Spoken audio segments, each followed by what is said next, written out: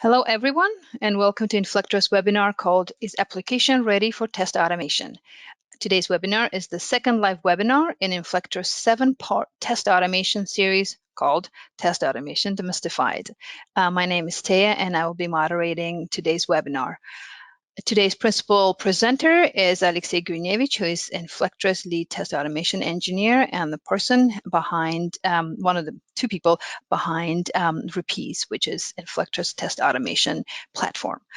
While we wait for everyone else to join this webinar, let's cover some of our usual housekeeping issues.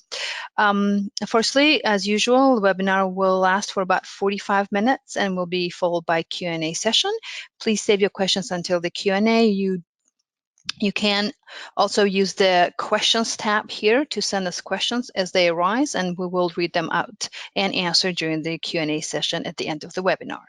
Please also note that the webinar will be recorded, and to ensure the high quality of the recording, we are keeping all participants' microphones muted for the duration.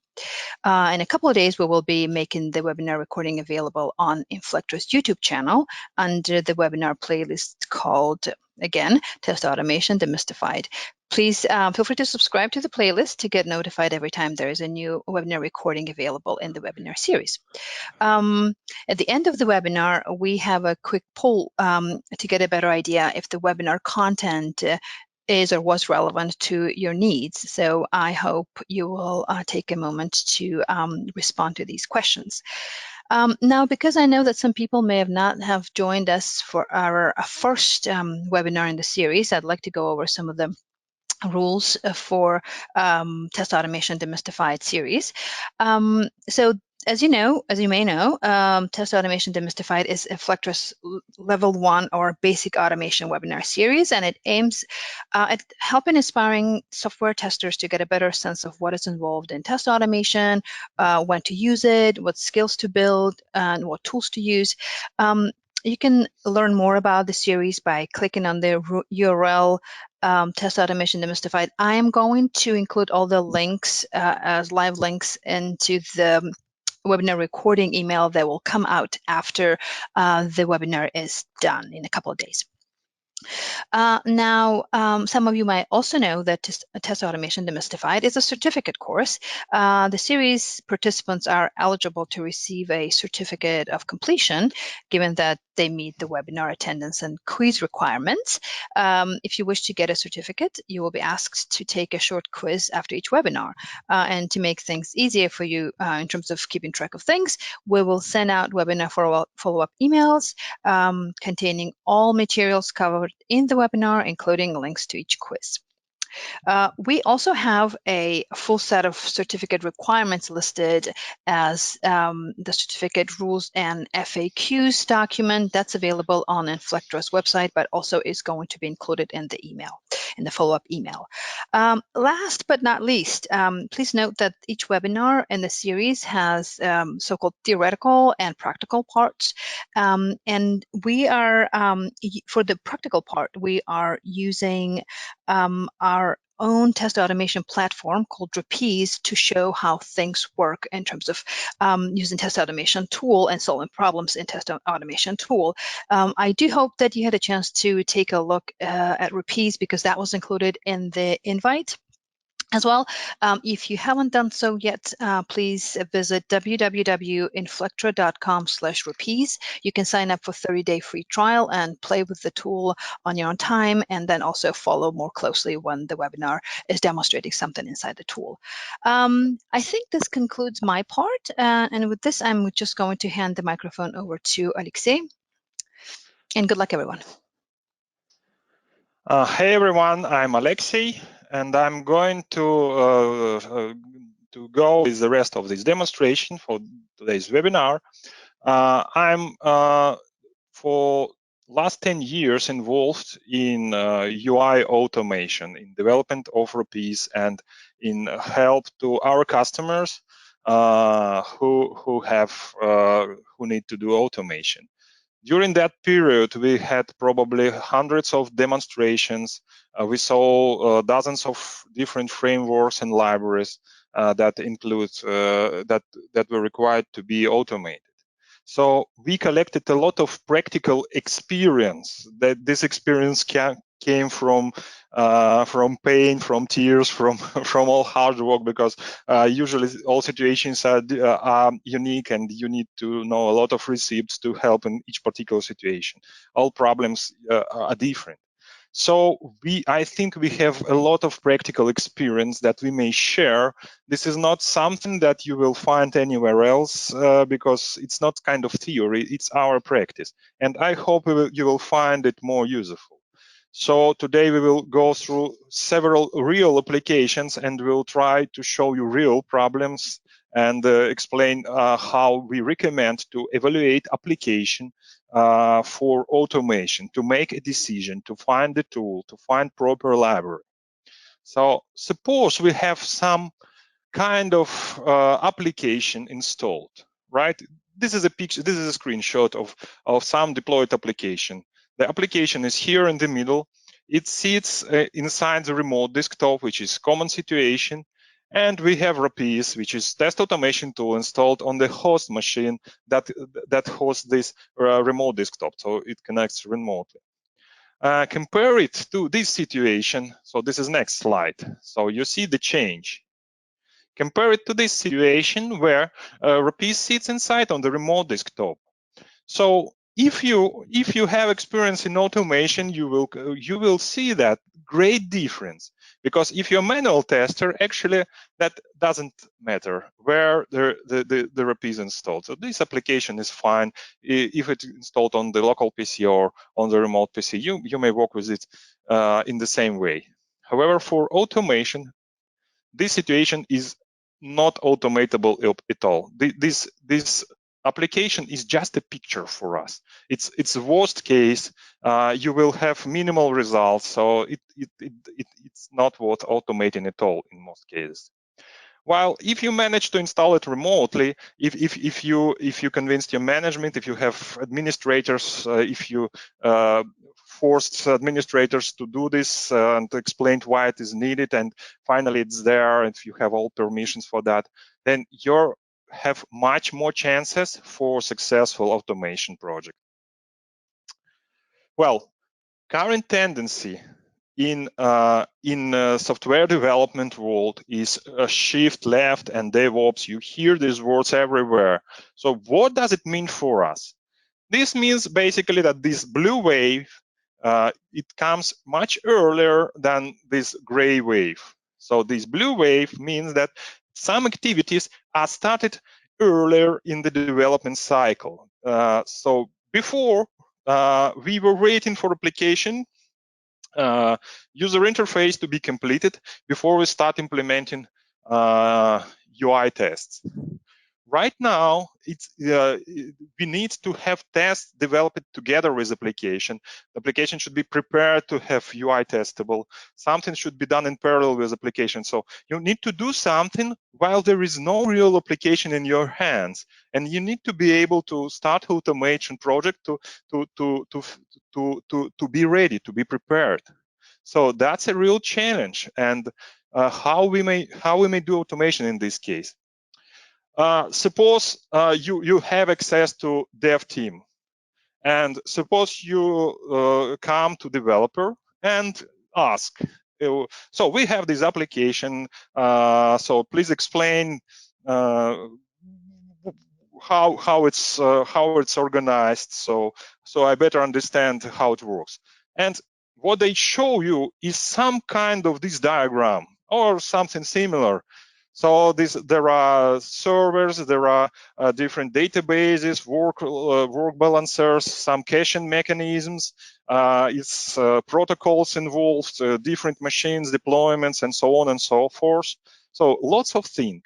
Why they tell it to you? Because usually people tell about things that they worry about and that they may harm them. In fact, if you an automation guy, what you need to worry about is everything inside this red rectangle. So you don't care about everything else except this one. For example, this means if they have to, for some reason, to change database from MySQL to Postgre or to Oracle or to something back and forth. It's a lot of pain for developers. They would need to do a lot of work, think, change something, change architecture, test, and so on. However, for you, it actually doesn't matter. If you're doing UI automation, you it's completely under the hood for you. It's not your problem. That's why when we talk to developers, we need to figure out what is our problem and separate it from their problem. These are two different things. Okay. So where to start on? You have some application at some development stage or already deployed stage. You have RP's automation tool. Just you have automation tool. Okay. So what are you doing? Usually what happens, we start application and we start to record some test scenario, just end-to-end, something, creating work order or adding a lead or something like that. If that works, we probably start recording another scenario. So this is a common approach, and we think it's really wrong. It has a problem that may lead you to epic failure and waste of time. Why we think so? So suppose you started to record just first scenario and okay, it didn't work. So so you recorded it somewhere fails or it's stuck. So doesn't mean you should just skip this automation tool or skip automation at all and don't do anything else. What happens if the problem is only related to this very first scenario and all others would work like a charm? That's possible. What happens if you recorded one or two scenarios, they work as a charm, but now no other scenarios would work? That also sometimes happens. So this kind of analysis, trying to just doing one test at a time gradually, is something coming from manual testing world, where it's actually most natural way of writing test scripts or test scenarios. In the automation test, and when you have to create a framework, you need to behave a bit differently, because what you need to figure out a bit differs from if this particular scenario works or not. We will talk about how to organize scenarios for manual for automated tests later in this webinar series. For right now, I would try to give you some hints to explain why the approach I'm going to explain you right now is a better way to evaluate both tool and your application for automation. So the fact is, the fact that we get from our experience, that if you take real enterprise application with a lot of screens, data flows, charts, everything, and you'd automate it, in fact, your automation would involve some 5 to 10 different types of controls. Only those like 10 types of controls do affect effectiveness of automation. All the rest controls are either just used for UI experience to better show something to user and you don't care about them, or they have some internal function and again, they are not related to your automation. They don't affect it.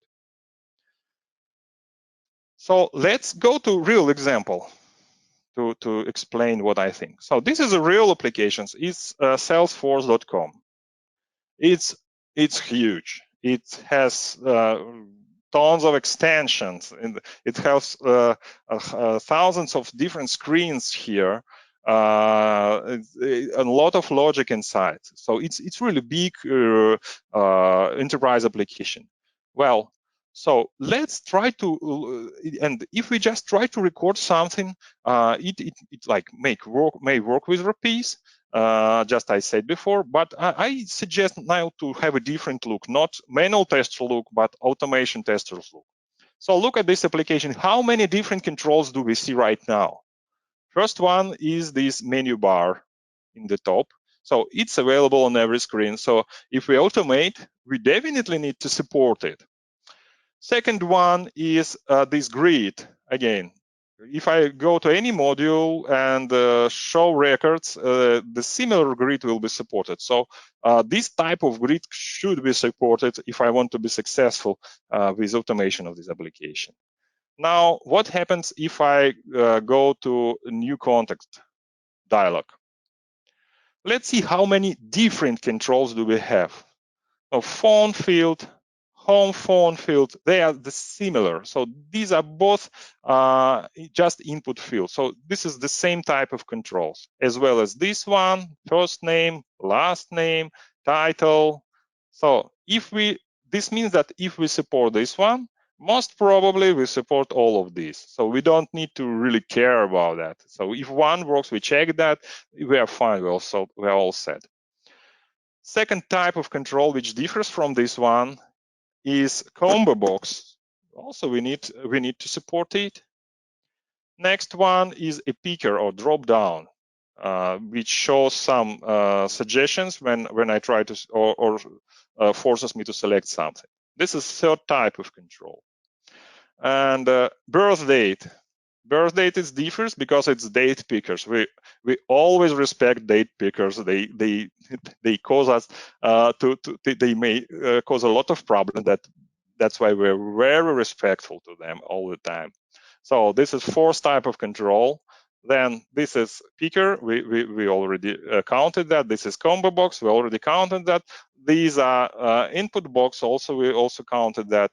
So we counted everything here. So only one new type of control is a button. So we counted like 4 types of controls plus button.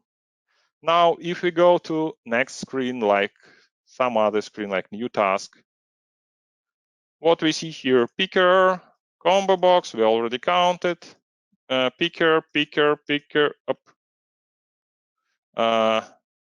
It's new contact, sorry.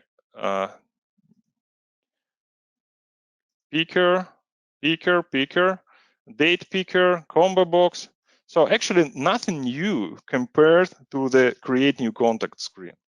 That means, so I may, if I have some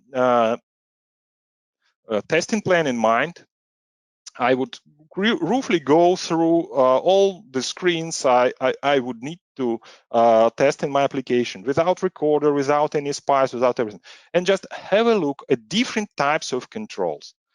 I just did it for Salesforce.com for some test scenario, test framework scenario I have in mind.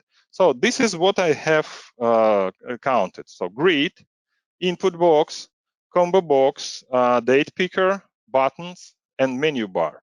Probably I just missed to add picker, drop-down picker here. So 7th type of control. So 7 type of controls. So what I need is to have perfect support for these controls. If they are recordable and playable, then I'm fine. I will be able to record different test scenarios whenever needed.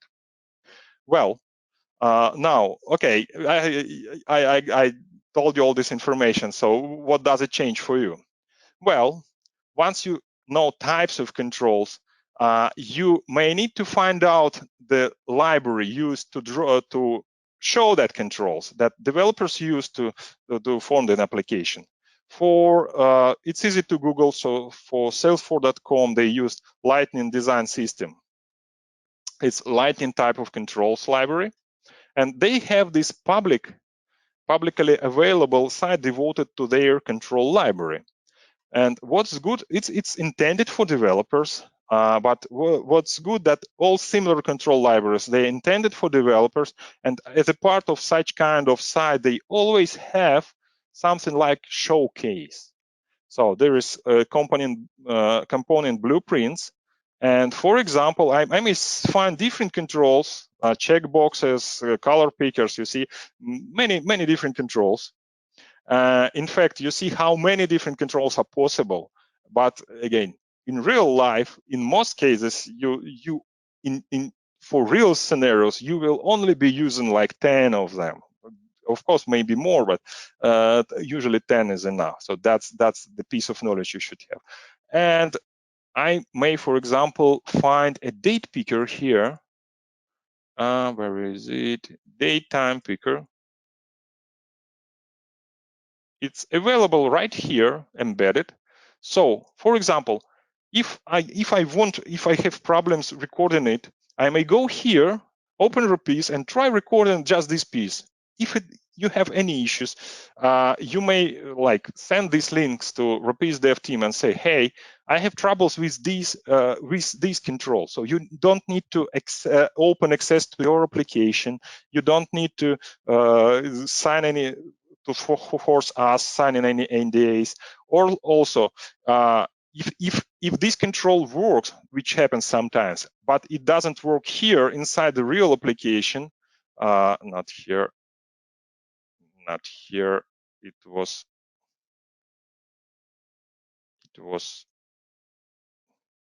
here.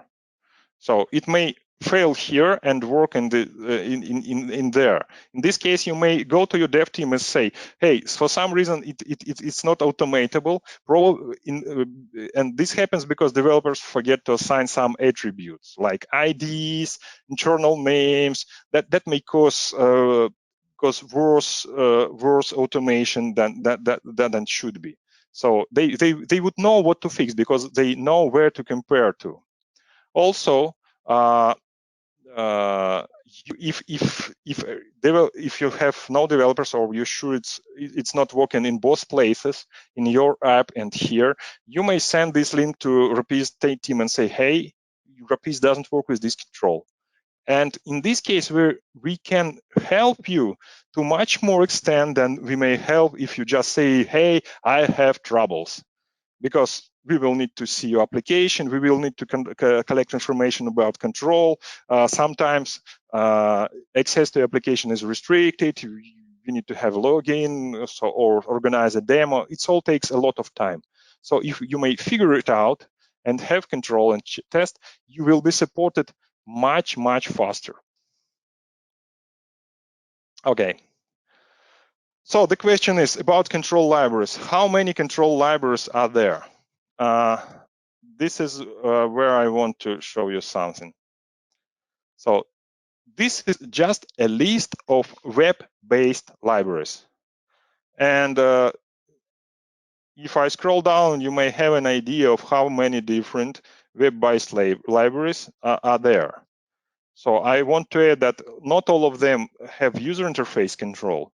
However, this list mostly shows frameworks, and I know many libraries that are not listed there. So definitely, it's not hundreds, it's thousands of different web controls library. Definitely, there are lots of Windows libraries for Windows Forms, for VPF controls. Each library may have from 1 to 100 different widget types used in it. So total number of controls we would expect to be like at least 5,000. This is like a rough estimate that we have from our experience. 5,000 different controls. The new control types appear every day, they expire every day, but still appear in legacy applications. So this is a huge amount. So what does it mean for us? So 5,000 controls, what does it mean? It means that highly likely when you have application, you have something in it that is not supported by UI automation tools. That happens. So we have to state that at least something will be broken. Well, good news are Rapid is customizable. We are adding support to different controls every day. We don't try to support all controls in the world. It's simply impossible. But we try to swiftly add support for missing things that are needed for you to implement your UI automation projects. So your part of the task to make it quicker is to identify control. To identify it, you need to know that controls and control libraries leave explicit fingerprints. And this is what we are going to talk about. So how to identify a control? It's a widget. First is if you have access to a development team, ask them, so where did you take this date picker? Give me some showcase, or give me a separate example. Where can I find something that I may use separately? So disconnect from your application. Another way, if you don't have dev team, you have to detect it yourself. We will talk about it today. And once you have detected a control, you may try different variations to automate this particular control. And if you are stuck, you may send requests to Repeat team, and we will try to help you. So you have a dev team. So what you may do? Let me better show you. We call it mini application under test. This is real mini application under test we got from one of our customers earlier. So they had troubles with a radio button control. And once we asked, they created this sample with just this radio button in it. So we were able to identify it and quickly add support for this button and help them to work with that. So once we have this, so they didn't expose any piece of their application, any piece of the IP, nothing, but they got support for this control that needed for your automation. Well, some more sophisticated use case, they have a screen with two grids. One is connected to another with some filtering. There were some issues related to display of these two grids simultaneously. So, and they needed to help us to resolve this automation, and that having that example helped a lot for us to help them. So I hope you got an idea of this mini out. So if you have dev team, it's usually easy to get it. If you don't have, sometimes it's easy even for yourself to create it. Or if it's web library, you may find it publicly published. So suppose you don't have the dev team, you need to figure out what control do you deal to right now. So in this case, we'll have to use SPY, and the first thing to check is classes and attributes, and then files. Let me show you real example. So we have this application. I'm going to launch it. So this is some kind of application. Here I have Repeat. I'm just going to use UI automation SPY. UI automation is recommended because it's the most generic one. So we start from UI automation and then try different other SPY types to figure out if we may deal with more specific technology to get more results. Okay, start with UI automation, start tracking. And I'm hovering mouse over different parts of this application. Label, button. You see, when I hover, it's rectangles shown around it. Some kind of text is shown in the SPY, so text is recognized. I may read it. For the checkboxes, you may see I have this title of the checkboxes also shown in the SPY, and the checkboxes itself is properly highlighted. And once I point to this books table, you see it's solid. So I don't see no rectangle is shown around anything. So this whole book is like a black box. I don't see any text from it. So I don't see any widgets in it. So if I need to interact with it, like get selected item or find item to select, I have no options with this library. So if I log through the available properties, there is no clues about selection. You may just believe me, I looked before, just not to wait time now. But what I see also here is important property that would lead me to success. It's class name. So we see that class name is something meaningful and looking unique. It's human right and combination. Well, what we need is to just Google for it. And we Google for it, we see it refers to some kind of tree control from some vendor.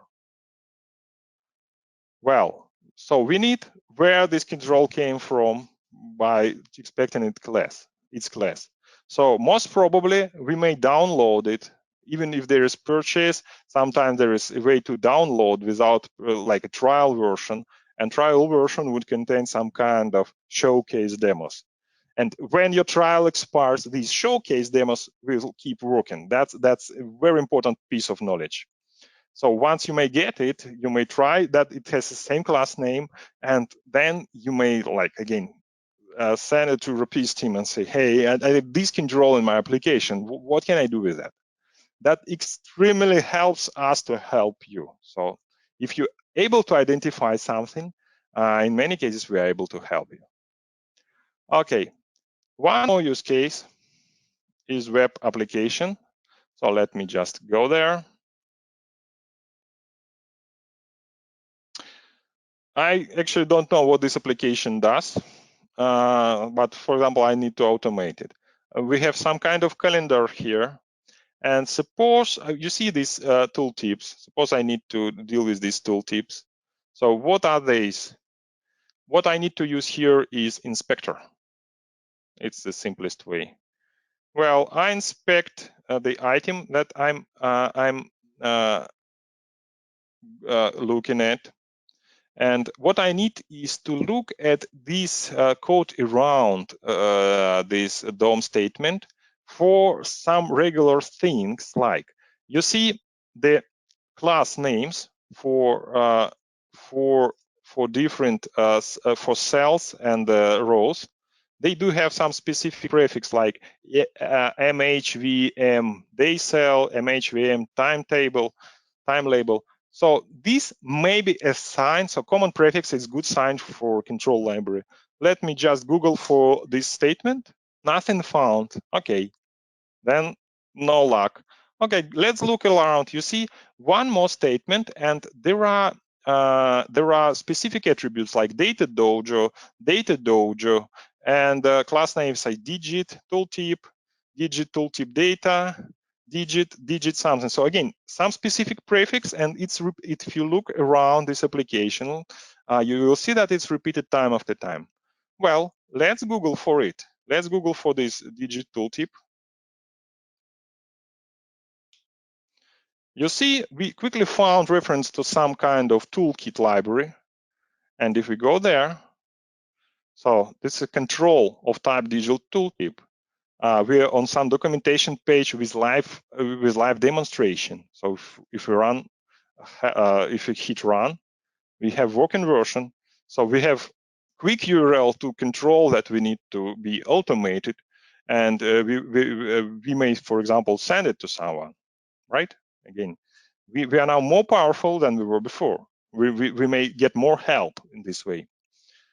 We may look around and find other controls used in this application. So there is menu bar. You see it's also here. If you go there, we will find an executable example and so on. So we were able to recognize that the Dojo toolkit is used in this application. Well, let's proceed to next example. Application, I don't know what it is doing. It's something pretty random. Suppose I need to automate this list. Let's see what we have here. You see again prefix, queue footer, queue layout, queue drawer, queue page. So everything starts with queue, and it's something that is worth checking. Queue item, queue rotor. I was Googling before for the same to check. So just if I Google for it, you see I'm pointed to some Quasar framework. And here it is. This framework contains, again, it's UI framework. This is what I was looking for. And it contains a showcase with all controls like buttons, bars, and everything else. So I may find them here and see the real examples. So I have a showcase. Okay, let's move on. One more example is cash flow dashboard. I have it here on my screen. I could use SPY to identify control, but in this particular case, I just want to demonstrate a different approach. So what happens if I look at the shortcut? I will see where this application is executed from. Let me go to that folder. What we see right now, this is an application files, cash flow dashboard, and a number of DLL files. You see, all starting with infragistics something. Well, so if I just take a common piece of it, and just Google for it, just like I was Googling before for attributes, you see I'm pointed to NuGet gallery.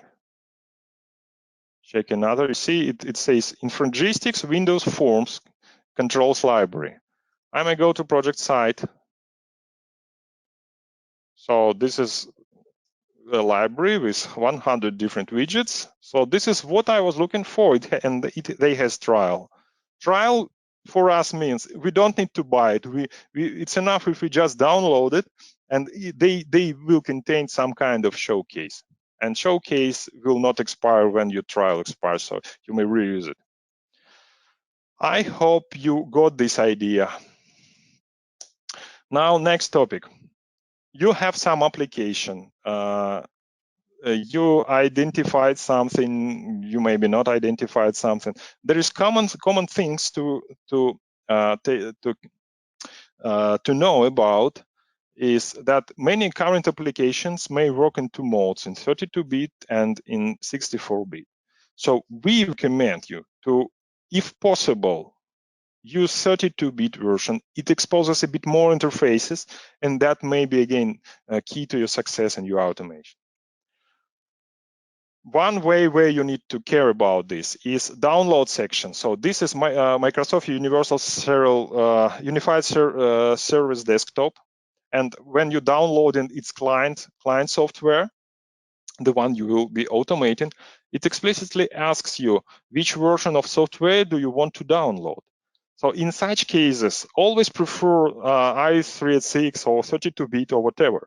So I have an explicit choice. So, and I need, if I have UI automation in mind, I would certainly take 32-bit version to check. Another use case is Microsoft Dynamics Nav. When we execute it, by default, it executes 64-bit version.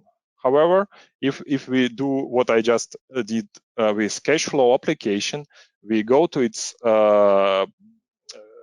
shortcut, find application binary folder, we will find that next to executable that we launch, we have another version which is explicitly 32-bit. So when we're doing automation, why we don't just launch 32-bit version of the same application, and this way we have more chances to automate it successfully. So this is all in your hands. Third use case, application is done in .NET. So .NET does application in a way that it may run in both 32-bit and 64-bit, so the same application. And on Windows 64-bit, it defaults to 64-bit. However, we may change this default. Let me show you how. There is a tool called CoreFlex.exe. That's available for free from Microsoft as a part of Developer Pack. You have a link here. So when you download it and install, you will have this executable inside among other utility files. So you may just take this executable and use it wherever you need.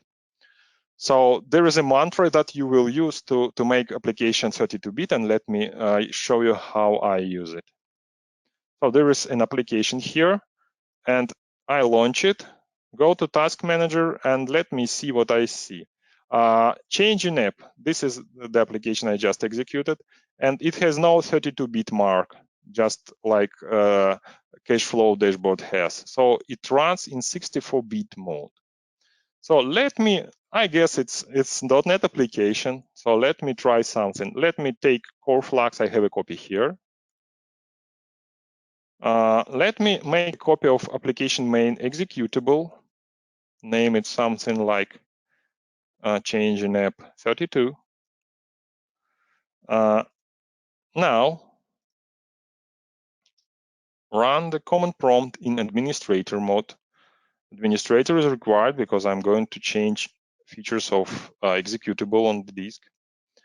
go to folder and use my mantra, core flex change in app 32 slash 32-bit plus slash force.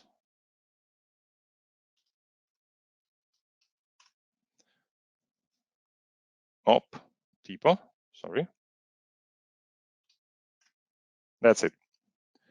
Now let me try to launch my 32-bit application. Look at the task manager, and you see it's now 32-bit. Well, one more sample. Okay, I say that 32-bit is better. Why is it better? This is last example for today, so let me quickly try to demonstrate you. I have photo viewer application. I already did it's .NET. It defaults to 64-bit, and I already did 32-bit version with core flux for it. So what happens if I evaluate it in 64-bit version? So let me look at the automation spy. You see, I'm not recording anything. I'm just spying. I'm just looking around. So this is an exploration stage, which gives you a lot of information and insight about application. So you see that most of controls I see here are more or less visible and recognized by the spy. This means that they most probably will be visible by automation. So if I will click on them, it will at least understand where did I click on which button. So that's all fine until I go to this date picker. Okay. So date picker has some date already selected. And let me try to find out if this date is visible somewhere. If I need to read currently selected date or change this date, is there a property reflecting it?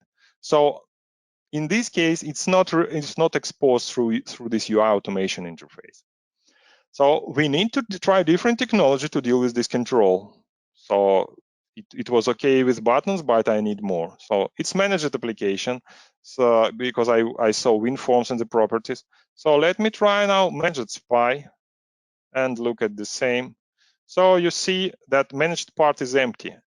And this is the problem because managed doesn't attach to 64-bit cross process.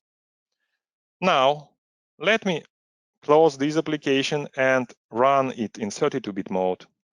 Exactly the same, but 32-bit. So they look the same. So the only way I can distinguish them is by using Task Manager. Well, let me spy using Managed Spy again. You see it has managed properties, a lot of properties that contain information about control. And the most important thing I figure out from here is it has date time with currently selected date reflected here. So I may read it, and since I already know this control, I may set it during these properties. So with 32-bit, I have and managed library, I have much more control over this widget. So I will be more successful in automating it. That's why 32-bit is preferred. Okay, this was last example for today. So let me summarize. 2 ways of evaluating your application: recording end-to-end and identifying controls like I was doing today. I hope you found my way reasonable, and you will try it when you deal with new application next time. So it will make you much more powerful, and it will help you to get much more support without dealing with big applications, long login screen delays, and everything else. Piece of knowledge that you should have from here that even big applications have limited number of controls you need to deal with, and that's important knowledge. Then you should be able to identify the control types yourself. That would greatly help you to get support and help. There are showcases and public samples available for most types of different libraries. So it never harms if you find it and download it and have a local copy to try something. because you will be able to send this local copy to someone to evaluate it too. That's all for today, and I hope you found it useful, and I hope we will see you next time on the next webinar when we will talking about the other side of this process. We were talking about application. Now we will talk about automation tool itself. So what should you expect from the automation tool when you look at it? The presenter of next webinar, my colleague Denis Markovtsev, and here is the link to this webinar. You will have all these links in the handouts section. Fantastic. Thank you so much. Just a couple of things to wrap up this webinar. As you know, as I mentioned earlier, we are going to be sending you a follow-up email with the recording of today's webinar in a couple of days, and it will also include the quiz and other things like this presentation. If you like this webinar, please feel free to share it with your colleagues or other test automation enthusiasts. And again, just to reiterate, our next webinar is scheduled for June 12th at 10 a.m. and it will talk about how to choose a test automation tool and what are the main features that you should care about when choosing that. Again, I would like to thank our presenters. Thank you very much, and our attendees. Thank you very much for making this webinar priority of your day. We're wrapping up here. Thank you, everybody, and have a really great rest of the week.